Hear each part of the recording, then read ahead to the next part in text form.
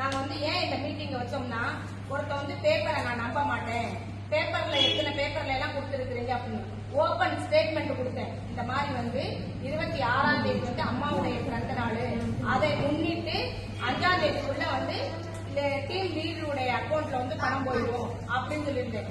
Tamil Nadu முச்சூடு release ஆகுறதே 16ஆம் தேதி தான் release ஆகுது. நம்மளுக்கு அக்கௌண்ட்ல பணம் வந்திருக்குது. அப்ப அக்கௌண்ட்ல பணம் வந்திருக்கல சில வேலைகள், சில பேர் வந்து காசுக்கு உங்களுக்கு தெரியும் எவ்வளவு கஷ்டப்படுறீங்க. நீங்க வந்து இப்ப நான் 50% உழைச்சிருக்கேன்னா நீங்க 50% உழைச்சிருக்கீங்க. காசு எல்லாருமே கஷ்டப்பட்டு வட்டிக்கு வாங்கி வாசிக்கு வாங்கி கஷ்டப்பட்டு காசு கொடுத்துருக்கீங்க. அதனால வந்து ஒரு 4-5 பேர் வந்து ரிஜிஸ்ட்ரேஷன் பண்ணல. அவங்க வந்து காசு கேட்டிருக்காங்க, இப்ப போட்டிருக்காங்க காசு. அவங்க வந்து நாளைக்கு நாளை கழிச்சு ரிஜிஸ்ட்ரேஷன் பண்ணிடுவாங்க. அவங்கனாலதான் ஒரு லேட் ஆயிடுச்சு அப்படிங்கறதுலாம் வேலையெல்லாம் இல்ல. இது வந்து 26ஆம் தேதியில இருந்து 5ஆம் தேதிக்குள்ள வந்து இந்த ப்ராசஸ் வந்து இதுல மீட்டிங் நிறைய போட்டிருக்கோம். வேலைகள்லாம் நிறைய நடக்குதுக்கா. நம்மளுடைய எல்ஐசில வந்து ஒரு அம்மா வந்து நான் எல்ஐசி சேர்த்து விட்டேன். அந்த அம்மா வந்து டெத் ஆயிட்டாங்க. அவங்களுக்கு வந்து 8.5 லட்சம் ரூபாய் பணம் வந்திருக்கு. 3 மாசம் ஆச்சு.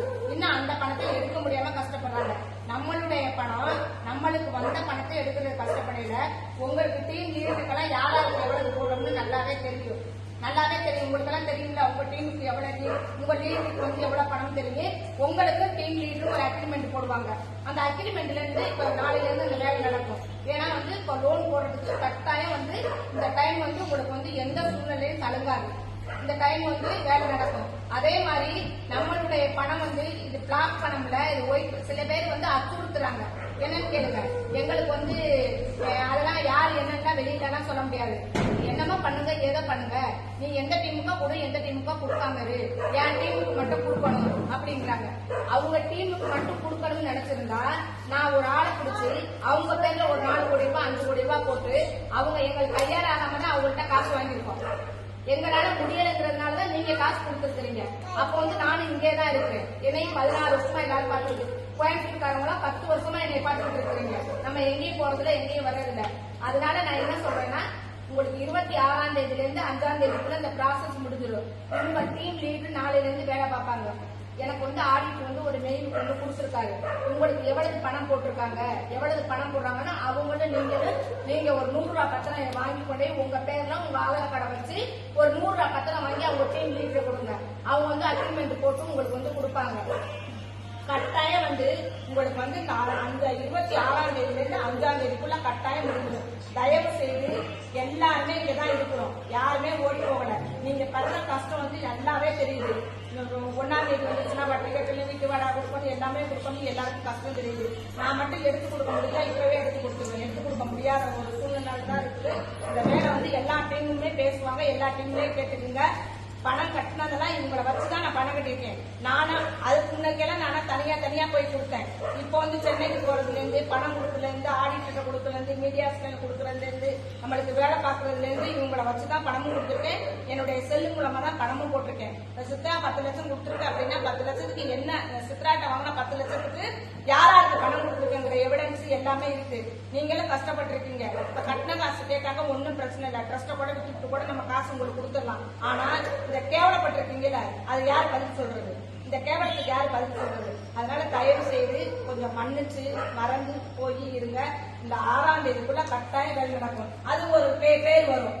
7ஆம் தேதி வந்து விநாயகர் சதுர்த்தி, இந்த அம்மா 5ஆம் தேதி 6ஆம் தேதி சொல்லுது, லீவு டைமா சொல்லுது அப்படிங்கிறீங்க. விநாயகர் சதுர்த்தி அது வந்து 7ஆம் தேதி தான் விநாயகர் சதுர்த்தி, ஒரே நாள் தான் லீவு. உங்களுக்கு ப்ராசஸ் நடந்து வேலை வந்து 5ஆம் தேதிக்குள்ள எங்களுக்கு முடிஞ்சிடும். 5ஆம் தேதிக்குள்ள டீம் லீடர் அக்கௌண்ட்ல ஏற்றி விட்டுருவோம். 2வது வந்து இவங்களுக்கு வந்து நம்ம பணம் நல்ல பணம் தான், நம்ம பணம் தீவிரவாதி பணம் இல்ல, வேற யாருக்கு வந்த பணம் இல்ல, இது வந்து அன்னை தெரசா ட்ரஸ்டுக்கு வந்த பணம் தான். இவங்க வந்து டீம் லீடர் கொடுக்கணும்னு கோர்ட்ல போட்டிருக்கோம். கோர்ட்ல ஏற்கனவே ஹைகோர்ட்ல போட்டு தான் இருக்குது. யாரு அச்சுறுத்தல் பண்ணாலும், யாரு சர்ச்சா வேலை பார்த்தாலும், நம்மளுக்கு நம்ம இருக்கிறோம் அப்படின்னா 34,000 பேர் இருக்கோம். நம்மளுக்கு தெரிஞ்சவங்க யாரும் சர்ச்சை இருந்திருக்க மாட்டாங்களா? தெரிஞ்சவங்க யாரும் டிஎஸ்பி இருந்திருக்க மாட்டாங்களா? தெரிஞ்சவங்க யாரும் நம்ம வந்து டிபார்ட்மெண்ட்ல வேலை பார்த்தவங்க இருக்க மாட்டாங்களா? நம்ம வந்து அவங்க சர்ச்சா இருந்தாலும் சரி, கலெக்டரா இருந்தாலும் சரி, ஆளுநரா இருந்தாலும் சரி, நம்ம பேப்பர் ஒர்க் நம்மள்கிட்ட கரெக்டா இருக்கு. யாருமே அவங்க போய் நின்னாலும் நம்ம பேப்பர் ஒர்க்கை கொடுக்க போறோம். என்ன தெரியுங்களா? எங்கள்கிட்ட கையில ஆகாம காசு கை நீக்கி வாங்கினது பெரிய தப்பு. தெரிஞ்சோ தெரியாம வாங்கிட்டோம். அதுக்கு அவங்களுக்கு என்ன பண்ணணுமோ அதை பண்ணி அவங்க முடிச்சு விட்டுலாம். நீங்களும் கொஞ்சம் சப்போர்ட் பண்ணி எல்லாமே போங்க. 5ஆம் தேதி 26ஆம் தேதியில இருந்து 5ஆம் தேதிக்குள்ள டீம் லீடர்கிட்ட டீம் லீடர் அக்கௌண்ட்ல ஏறி இருக்கும். ஏன் இந்த மீட்டிங் வந்து கூட்டணும் அப்படின்னு கேட்டா எல்லாம் வந்து பிரஸ் மீட்டிங் வச்சோம். பிரஸ் மீட்டிங் வச்சு எல்லாமே எடுத்தாங்க. அப்ப வயநாடு பிரச்சனை நடந்துச்சு. மறுநாள் 18ஆம் தேதி. அதனால வந்து போடுறேன்னு சொல்லிட்டு போடல. திருப்பி வந்து ஒருத்தவங்க வந்து ஒரு மாதிரி சொல்லுவாங்க, இன்னொருத்தவங்க ஒரு மாதிரி சொல்லுவாங்க. எல்லாரையும் உட்காந்து ஓப்பன் ஸ்டேட்மெண்ட் கொடுத்துட்டோம்னு வச்சுங்களேன், யாருக்கும் எந்த ப்ராப்ளமும் இருக்காது. அதனாலதான் மீட்டிங் வாங்க ஓப்பனா ஸ்டேட்மெண்ட் கொடுத்துறேன். 26ஆம் தேதியில இருந்து அது எல்லாமே ரெக்கார்ட் பண்ணி வச்சுங்க. 26ஆம் தேதியில இருந்து 5ஆம் தேதிக்குள்ள உங்களுக்கு என்னென்ன இது வாழ்வாதார நிதி லோன் கிடையாது.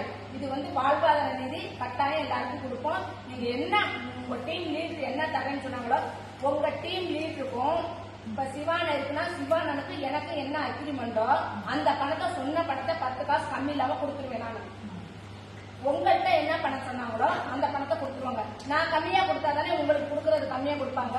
நீ இவங்க என்ன பணம் நான் எங்க 2 பேருக்கு அக்ரிமெண்ட் போட்டிருக்கோம் அந்த பணத்தை ஒரு 10 காசு கம்மி இல்லாம நான் கொடுத்துருவேன். நீங்க வாங்கிக்கணும். எல்லா டீமுக்குமே என்ன பணமோ அந்த பணம் நிச்சயம் கிடைக்கும். எல்லாம் கஷ்டப்பட்டிருக்கீங்க, வட்டி கட்டிருக்கீங்க, கஷ்டப்பட்டிருக்கீங்க, இது ரிஜிஸ்டர் ஆபீஸ்ல ரிஜிஸ்டர் பண்றதுக்கு எல்லாம் கஷ்டப்பட்டு எல்லாம் பண்ணிருக்கேன். அதே மாதிரி சிவாக்கு வந்து எஃப்சிஆர்ஐ வந்துருச்சு.